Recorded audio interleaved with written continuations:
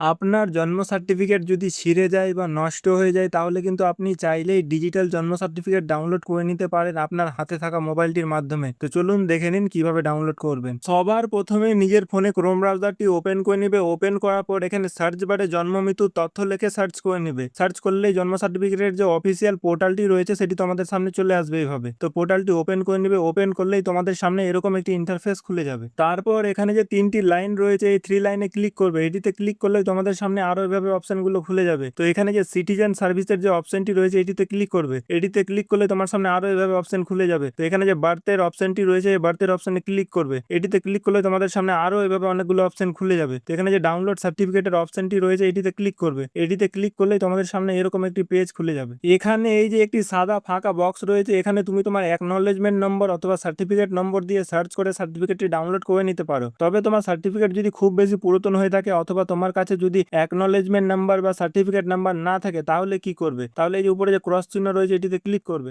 Back হয়ে আবারও এই পেজটিতে চলে আসবে। নিচের দিকে এখানে এই যে একটি অপশন রয়েছে নো ইউর অ্যাকনলেজমেন্ট অথবা সার্টিফিকেট নম্বর, এই অপশনটিতে ক্লিক করবে। এটিতে ক্লিক করলে তোমাদের সামনে এরকম একটি পেজ খুলে যাবে অ্যাকনলেজমেন্ট নম্বর অথবা সার্টিফিকেট নম্বর বার করা। তারপর এখানে নিজের ডিটেলস গুলো ফিল করে দেবে। তো প্রথমের যে অপশনটি রয়েছে ইয়ার অফ বার্থ এখানে নিজের জন্ম সালটি দিয়ে দিবে। তারপরের যে অপশনটি রয়েছে মান্থ অফ বার্থ এখানে নিজের জন্ম মাসটি দিয়ে দিবে। তারপরে বেবি নেমের বক্সে নিজের পুরো নামটি বসিয়ে দিবে। তারপরে মাদার নেমের বক্সে মায়ের পুরো নামটা বসিয়ে দিবে। তারপর ফাদার নেমের বক্সে বাবার পুরো নামটা বসিয়ে দিবে। তারপরে লাস্টে মোবাইল নম্বর বসিয়ে দিয়ে নিচে যে সার্চের অপশন রয়েছে সেটিতে ক্লিক করবে। সেটিতে ক্লিক করলে এখান থেকে তুমি তোমার অ্যাকনলেজমেন্ট নাম্বার অথবা সার্টিফিকেট নম্বর পেয়ে যাবে। তারপর সেই অ্যাকনলেজমেন্ট নাম্বার অথবা সার্টিফিকেট নম্বর দিয়ে ডাউনলোড সার্টিফিকেটের অপশনে গিয়ে খুব সহজেই ডিজিটাল বার্থ সার্টিফিকেটটি ডাউনলোড করে নিতে পারবে। তবে সমস্ত ডিটেলস ফিল করে সার্চ করার পর যদি নো ডাটা ফাউন্ড দেখায় তাহলে যেটা করবে যে তুমি তোমার বার্থ সার্টিফিকেটের নিচের দিকে দেখবে একটি কিন্তু সিল মারা রয়েছে। সেখানে কিন্তু লেখা রয়েছে যে তোমার সার্টিফিকেটটি কোথা থেকে ইস্যু করা হয়েছিল। সেই স্থানে তোমাকে নিজের এবং বাবা মায়ের পর্যাপ্ত ডকুমেন্টস নিয়ে গিয়ে একটি আবেদন করতে হবে এবং তার কিছুদিন পর সেখান থেকে তারা কিন্তু তোমার ফোনে একটি অ্যাকনলেজমেন্ট নম্বর পাঠিয়ে দিবে। সেই অ্যাকনলেজমেন্ট নম্বর দিয়ে তুমি আবার তোমার ডিজিটাল বার্থ সার্টিফিকেটটি ডাউনলোড করে নিতে পারবে। তো বন্ধুরা এরকম টাইপের আরো হেল্পফুল ভিডিও একদম সহজভাবে পেতে পেজটি অবশ্যই ফলো করে নিবে।